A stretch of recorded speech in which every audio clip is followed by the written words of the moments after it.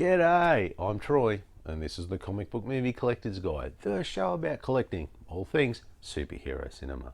And today we're going to take a gander at Barb Wire on Blu-ray, and we're going to try and answer the question, is there more to this movie than guns and boobs?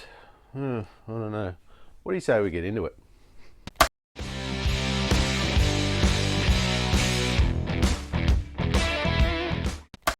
Barb Wire is a live-action superhero movie with a runtime of 98 minutes. The film was released into theatres on the 3rd of May 1996 and then later released on DVD on the 5th of November 2002 and then on Blu-ray on the 8th of February 2011 with no 4K HD release as of this video. It was written by Pfarrer and Ilene Chaiken with it directed by David Hogan. The film was produced by PolyGram Filmed Entertainment, Propaganda Films and Dark Horse Entertainment, with it distributed by Gramercy Pictures. Barb Wire is a popular comic book character from Dark Horse Comics that was created by Chris Warner. Okay, so if we look at the cover, not a bad one. I don't mind this one. There are a few covers which you'll see flick up here. I probably prefer this one out of all of them. Now if we look at the spine, that's not too bad. It sticks out on your shelf nicely. And then the back, well, nothing too special on the back, but still not too bad at all. Now if we look at the disc, it's just the cover, but it's a color disc, thumbs up there, but still not too bad nonetheless. Look, overall, it's not too bad for what it is. Better than some, let's just put it that way, but I think they could have done slightly better. So with this one, I'm probably going to give this a score of 6 out of 10. So the movie introduces us to Barb Wire, a nightclub owner who also moonlights as a mercenary in Steel Harbor, one of the last free zones in the now fascist United States. But when Barb's old flame, Alex Hood, and scientist Cora Devonshire seek her out to help them get Cora over the border to Canada, she ends up getting roped into a top secret government plot involving biological weapons. It's double top secret. Now, the story itself is very basic in that there's a scientist who knows too much, needs to escape this evil regime, and needs Barb Wire's help to get over the border. That is it. No big plot twist, no interesting story arcs, nothing. Just almost a 22-minute TV show episode stretched out for a movie. Now, I'm not saying that this is bad. Hell, some of my favourite movies have some of the most basic premises you'll ever get. But in the end, it comes down to how well you can execute it. And for me, the script is not terrible, but it's not great either. As for like a mid-90s action flick, it's actually about as good as any other mid-90s action script can be. You really think so? Look, in the end, it was something else that was letting this movie down, and it wasn't so much the script, but look, I'll get back to that later. As a note, I've kind of read online that this story is just a sexy version of Casablanca. Now, I haven't seen Casablanca, so I can only go off what people are saying, but if you think it is, let me know in the comments below. I'd love to hear it. Anyway, for me, this was pretty run-of-the-mill 90s action movie. So for that, I'm going to give this a score of 16 out of 30. So as far as our titular character goes, sure, Pamela Anderson has the look of Barb Wire, but she doesn't have the swagger or the edginess of the character in the comic books. Now, I've only read a couple of the Barb Wire comic books back in the day, and I just don't think they really got what the character was about. You guys, you got it all wrong. And for me, Anderson's acting is what I felt let this picture down in the end, as it seems that she's got the emotional range of a potato on screen. She was just there to look good, but not there to act. Remember, you just sit there and look pretty.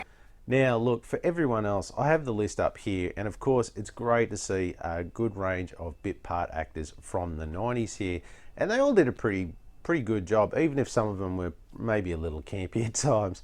But surprise, look who that is. Tamara Morrison showed up in this film, and at that time he had that hit in the mid-90s with his movie once were warriors, and I think they were looking to sort of crack the American market with him. And I thought they probably thought that this would be a good action movie to do that. Yeah, that didn't really work out. But look, he ended up doing okay for himself. Yeah, so look, he kind of landed on his feet. So for this, there were some hits and some misses in this film, but people seem to focus more on the misses, and that's why it gets no love from the fans.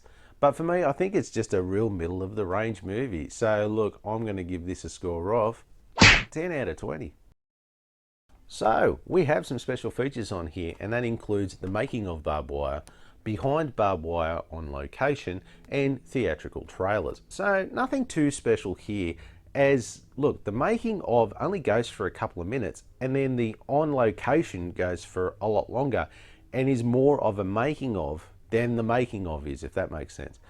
So go figure. I don't know what the point of it was, but because they both cover the same ground, so you probably should have just made one making of and not two, but anyway. That's what they did. Anyway, at least they've got something on it, so that gives me something to talk about. Anyway, look, overall, I'm just going to give this a score of 3 out of 10. Now, for the critic score, it came in at 28%-ish, and the audience score, whoa, 14%. Now, both of these scores are pretty savage, which I don't think either of them are deserved, as I've seen a lot of worse movies out there than this, and look, it's pretty standard for 90s action flicks, but look, in my research, I did see some websites calling it a cult classic. Yeah, look, I feel that term gets thrown around a lot lately nowadays, and I don't think this is actually at cult classic status as yet by any means. So look, anyway, if we round the scores up, we're going to get a dismal 2 out of 10. Now look, I kind of enjoyed watching this movie overall, but there were a couple of times where, look, it did drag on a little, and Pamela Anderson's acting was a little hard to watch at times. But this movie definitely was more focused on her co-star. No, not Tamara Morrison, her boobs! Yep, this movie wasn't aimed at interested comic book fans. It was aimed at horny teenage boys. And in my research, I've read that the studio asked to put more nudity in there, and that would be more of a selling point. You can't half tell when this movie was made. Welcome to the 90s. But with that aside, the action scenes weren't too bad at all, with the usual mix of gunplay, explosions, and martial arts fighting. So enough to keep you interested there. Look, I remember when this came out and how much the advertising they put into this thing, as it was supposed to be Anderson's big break into movies and maybe roll out a franchise. But alas, it fell flat, because I have to say, ultimately, it was because of Anderson herself just not having the acting chops to sell this character to the audience. Look, which is a shame, as there is a good character there that I think audience would love to see again.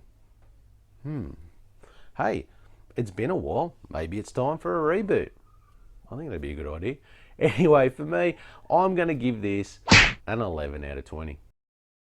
So, first up is Collectibility, and if we look at the collector scale, I would say this would be for your comic book geeking up, as it's something that you should at least watch once, but it's really only for your serious collectors. It's not really a necessity for really every fan's collection. Now, as far as availability on this one goes, this is probably more on your average side of things, as you still might be able to pick up a DVD or Blu-ray copy at your usual retail outlets, probably in the discount bins, but there is no shortage of copies out there of both DVD and Blu-ray on your second-hand markets, like eBay.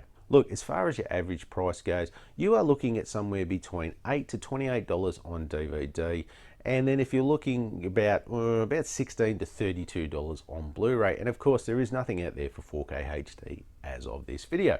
Now, for the final score, we get a grand total of 48 out of 100. Not bad at all. Well, that's a better score than what I thought it would be, and better than the general consensus is out there of reviewers in the world. So, look, we asked the question, is there more to this movie than just guns and boobs? No, that is it. That's all there is, just straight up that. So, look, if you like your mid-90s action flicks with heaps of guns, explosions, and scantily clad women, then this is the movie for you. We've got to see this movie, dude. So, if you like this video and you want to see some more of my reviews, why don't you click that one there? Or maybe you want to see some of my collection updates. Got you covered too. Why don't you click that one there? And of course, don't forget to do the most important thing, throw me a bat like, and don't forget to hit that subscription button on the way out. Thanks again for watching, and I'll see you next time.